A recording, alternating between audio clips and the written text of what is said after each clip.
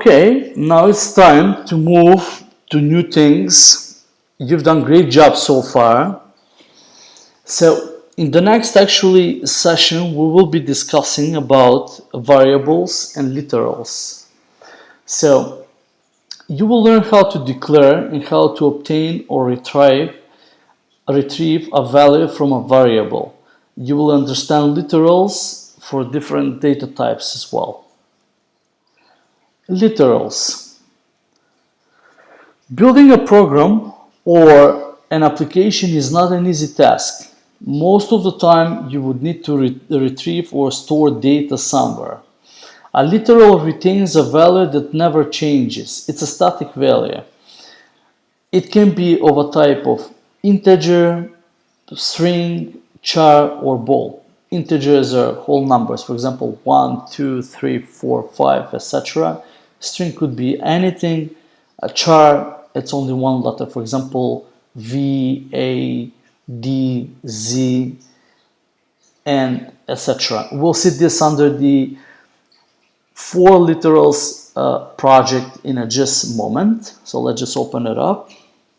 For literals, there we go. Let's make it a startup project and let's discuss the code that's written inside the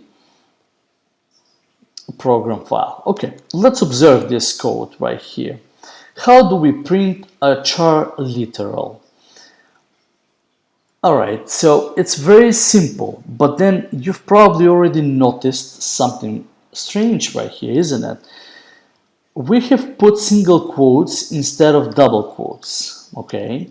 And that's for the reason because char literals are printed out as with a single quote. And then what happens next though? Like for example, let me comment this out, okay? So that we can clearly see the result and further discuss the code that I have written right here for you, okay?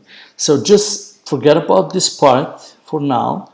Let's concentrate on this line of code, okay? So printing a char literal is done with a single quote, okay? It's V, right? Okay, so, all right, that's enough for this one. Keep in mind that. Let's go to the next. All right, I'll comment this one out at this point so that we see right here. But printing a string as a char will cause an error. And why is that? You see right here, represents a character as a UTF-16 code unit. That simply means that with a single quote, you cannot print a string. What happens when you click compile? If you click compile, it will say too many characters in character literal. So basically it is expecting to be a literal, but we are attempting to print a string. So in order for us to fix this, we need to put in double quotes, okay? So this is a printing and that becomes printing a string, right? Software, there we go, engineer gets printed out. All right, let's put it back and just like that. And then what I will do is I will write printing a string, another one, console, console right line, there we go, your name. Okay, so this one doesn't have any issues or any troubles. I've simply commented out this one because it's a string and we're attempting to print a literal, and the explanation is actually right here in the comment for the below typed in line. So I will comment this out. Okay, so let's move on to the next one. Printing an integer literal. Let's uncomment this one right here and let's observe this line of code for a second. So basically we use the same command, console.writeLine, or you can use write respectively, dependable on the outcome of how you want to print a result. And then we just type in the number. We don't use single or double quotes for integer literal for this. Okay. So if we attempt to compile it, we should get result 098. Or I mean 98. Let's see if we got it. Yes, 98 because 0 gets omitted. All right, it's a number. All right, so let's move on to the next solution.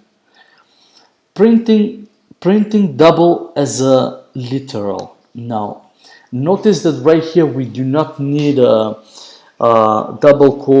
quotes or single quotes as well, but there is something M. There is an M at the end of the double number. And this is just to specify that this is a double number. It's sort of a formatting. So we need to include this literal suffix M, small m or capital M for doubles. Okay, so just keep in mind that. Otherwise, it's not going to work.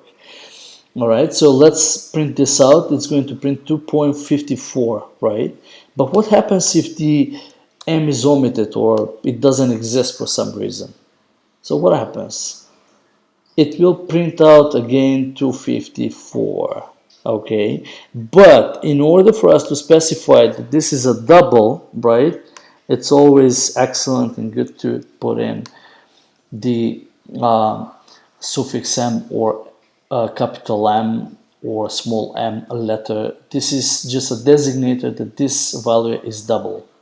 Okay, we can do the same thing with the Boolean values, for example, true and false. Okay, there we go. Okay, so let's uncomment all of this. Let's run them all together. There should not be any conflict. So this will teach you a little bit about the flow. So first of all, how a C# program works. The compiler is going to come to line number 9, right? Inside the program, it will check, oh, that's a comment. Move on to the next one. It will come to this one right here, and it will check the code. If it's fine, then it will print out the result, and then it will move on to the next line, to the next one, until actually the program is finished up to the end. Okay, just keep in mind that. So if we run a compile at this point, what we'll get is an error because of the this one right here. We said chars are not strings. There we go. So we get to execute all of our code. Now, there is something interesting about literals. Once these are typed values, as we said, and they cannot be changed during runtime. For example, I mean, so basically these are just typed in, and that's the way they are. They are unchangeable. I mean, during runtime. Okay, just keep in mind. So these are literals. If we want to change values during runtime or to get values from user input, for example, we need variables, and this is the next topic that we're going to discuss. Well, that's all for literals. Thank you.